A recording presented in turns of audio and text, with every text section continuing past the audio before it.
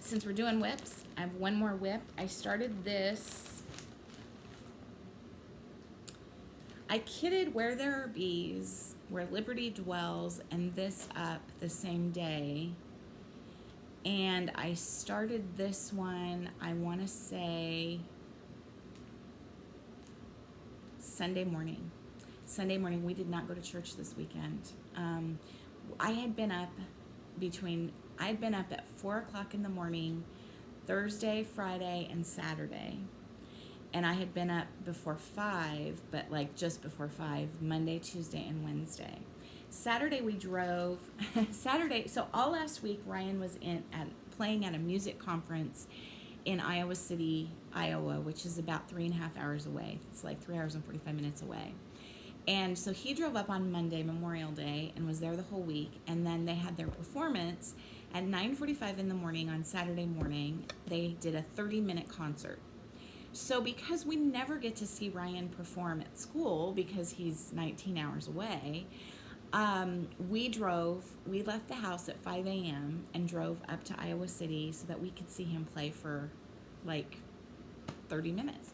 But it was a lot of fun and it was well worth it. And then we took him to lunch and then we all drove back. But anyway, so Saturday night, I said, we're not going to go to church tomorrow. I need to sleep. And I knew that didn't really mean that I would sleep. Like, church is at 9:15, so I knew that I wouldn't.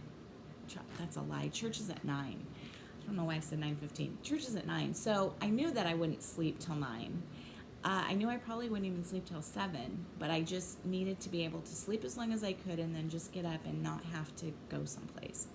So we didn't go to church, and I woke up. I woke up at 7, and I went back to sleep, and I slept until 8, and that is almost unheard of for me.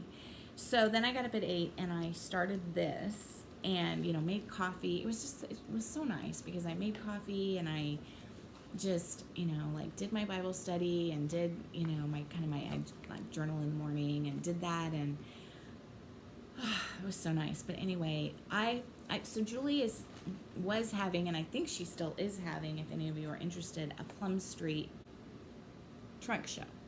And Colleen and I have, and I didn't bring that. Okay, well, anyway, Colleen and I have been meeting out at Julie's on Wednesdays, most Wednesdays. The last couple Wednesdays I haven't been able to, but most Wednesdays we've been meeting out there to work on Hawk Run Hollow pieces. I've been working on the village of Hawk Run Hollow and the shores of Hawk Run Hollow, and Colleen has been working on the houses of Hawk Run Hollow.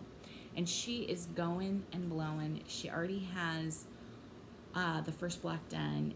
And then I've been working on the village and the shores and, getting like 10 stitches in every time we get together. And then Pam has joined us. Pam with Stitching Between the Lines has joined us, and just working remotely. And we're not even FaceTiming or anything other than maybe a couple quick texts. But she works on it at the same time we do. So we kind of try to let her know, okay, we're going to be working from 12 to 2 or whatever. And then she, just kind of inspiration to work on, Hawk Run Hollow stuff. But anyway, I got there 3 Wednesdays ago or whatever, and Colleen had mentioned to me, oh, by the way, Colleen lives 5 minutes from Reflections. So I live 5 minutes from the rug cooking store, so that's dangerous. But Colleen lives 5 minutes from Reflections, and so she had been in earlier for something, and she texted me and said, Julie's having a Plum Street Sampler trunk show. And that, Plum Street is my ultimate. It's my ultimate. I love so many designers, but Plum Street is my absolute favorite. And I was just like, I'm not shopping. And by the time I got there, just in the 30 minutes it took me to drive out there, I was like, yeah, I'm shopping. I'm totally shopping. And I didn't do badly. I think I only bought a few things, but one of the things, but I bought a couple things and then I kitted them up the following week. And so one of the things I bought and kitted up was Plum Street Samplers Merfolk's Eden. I had never seen this before, and I think it's been around, but I just hadn't seen it. I thought it was so cool. I just loved it. I love it's a sampler, and yet it's unique. I think it's so cool because it's kind of a Adam and Eve sampler, only they're merfolk Adam and Eve.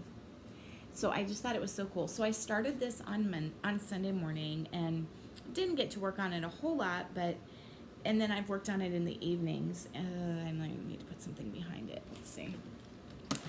And so this is my start on Merfolk's Eden, and I absolutely, it's in all the called for.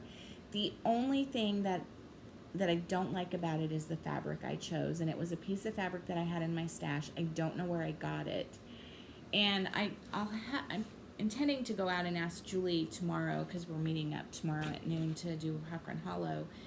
I don't know what this kind of fabric is, and I don't know if you're going to be able to tell if I show it to you very close up. And I apologize, my nails look terrible. I've been working in the yard. So I think it's an even weave, but it almost feels plastic. Does that, like, it doesn't feel like a natural fiber, and I don't care for it. It's just not my favorite, but I mean, it stitches up fine. I just don't like the way it feels. So, but other than that, I love this. I think it's so much fun to stitch, and like the little checkerboard leaves and the designs in his tail and on the whales, and I love it. So, having a lot of fun with that. And then the other thing that I kitted up, I bought several other things, and I guess I didn't bring them down here. I really thought I did. But the other thing that I fell in love with and purchased and kitted up is, and haven't started, is Blue Skin by Plum Street. Look at, there's George. I still would really, really like to do some sort of Mount Vernon piece. We got to go to Mount Vernon last year when we took Ryan to school, and absolutely, I fell in love. I love history. I loved Mount Vernon. I loved all the stories about George Washington and Martha, and just so fascinating. But anyway, I couldn't not live White Horse and the cherry tree and the flag. So cool. Julie has been having a color and cotton fabric sale, not sale, but she's had some new color and cotton, and so I am doing this on a piece of color and cotton River Rock. Look at that. It's gray, but it's got just a little bit of purple in it, so it's kind of a purpley gray, and I just think, yeah, I think that'll be really gorgeous. Okay, so that's kind of my cross stitch. I feel a little bit frantic, like I'm just telling you guys so much. I'm gonna pause the video and pull a couple things that are not cross stitch over to show you. So if you're not interested, we can say goodbye here. I also dropped something on the floor there, so I'll grab that and see what that is. And then that'll be it. That'll be everything, and we'll be done for today. Okay, so I realized I had a second pile of haul that I was going to show you just really, really quickly. And this is all from, I think this is all from Reflections. But I think it's two different, and I may have showed you these before, but did I show you the Autumn Harvest? This one is Rainy Weather and Taboo Kitty, Mill Hills. I've done a couple of these. I've done several of the Santas, the beaded Santas, and I love them. Nicole turned me on to those, Buckeye Stitcher. But I did a Frankenstein, like a little boy dressed as Frankenstein last year, and oh my gosh, these just turn out so cute, and they're really, really quick stitches. So I got those. I got those at Julie's. I think I got those the Kathy Haberman weekend. So if I showed you those, I'm sorry. I don't think this came from Julie's. This might have come from Jen. And this was just, I just loved this. I love the colors in this. And this was just a really good, this was kind of when it was like raining every day. And to me, this is such a good summery piece. It's called Good Deeds. It says, Good Deeds Live Long. And I just, oh, I love that so much. I love that.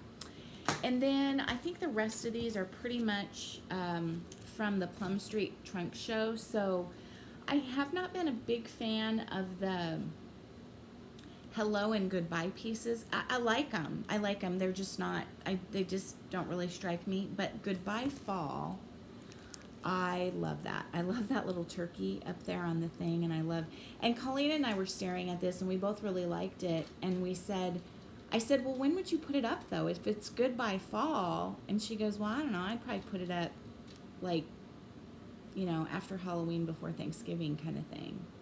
I don't know, if I did this, and I'd probably put it up all fall. I don't know. And then Babushka's Bees. I love that. And this one we both fell in love with, and she got this one too. Sampler House 6. I love that white house. So pretty. Then I'm also not, I mean, when I say I'm not a fan, I love it, but I don't love it enough to buy it when I already have 300 charts. So the stackables, or the stackables, is that what they're called? The stacked animals? But she has llamas. And I love, my sister and I used to collect llama ornaments for Christmas. And I still, if I see a llama Christmas tree ornament, I'll get it. I mean, they're hard to find. But anyway, I love that. I would love to start that very soon. And then one more. Oh, and Here's Home. And I think I can't remember if I got that from Jen or Country Sampler. I don't know, somewhere. One last thing I got. This came from Cooler Designs. I had been on their website looking at something else, and it was just a nautical that I fell in love with and thought it was really cool. It's kitted up, and it's Ada, and I felt it, and it doesn't feel terribly stiff, so I don't know, I might be willing to stitch it on that, but just, you know, feeling the summer. If you follow me on Instagram, you saw that I finished one of the Jelly Roll rugs. Jen Reagan, darn you, Jen. I think last summer, sometime talked about Jelly Roll rugs, and then did one, and I was so inspired. And the shop in Beresford, Shanty Stitchers, is a quilt shop / cross stitch store, and she has jelly rolls, lots of jelly rolls, and lots of the batting, the batting that's already cut the width of the jelly rolls to make the rugs. And so I didn't bring it down because it's next to my bed, but I made a jelly roll rug, and I had so much fun doing it that as I was making it, I was thinking, ooh, it would be really, really fun to make placemats, jelly roll placemats. And a lot easier because those rugs get harder as they get bigger. They're just harder to maneuver on your machine. And so I thought, well, how fun it would be to make some mats and some placemats for the kitchen table. And so I experimented with a couple different sizes, and I made this little mat out of, I had some, this is, I think a Moda Farm fabric. It's got farm animals and like moo and I don't know, chicken wire, and anyway, so I tried that size, and that ends up being kind of more of a round mat, and I decided I wanted them to be a little bit more rectangular so you could set your plate and your cup and your silverware on them. And so I think more like this. And so I stitched this one up, and I have, you know, 3 more of these to make, because I think I can actually get 5 placemats out of 1 jelly roll. So that's really fun. I'm loving that. My office is a mess though, or my sewing room is a mess, because I have jelly rolls everywhere and jelly roll fabric everywhere. The other thing I've been doing is I used to be a huge quilter, and I used to quilt a lot, and always had a quilt in the works, and always, you know, had something going. And I just kind of go through, you know, hills and valleys of okay, so I'm gonna pause here and do one last video because I'm already at 15 minutes.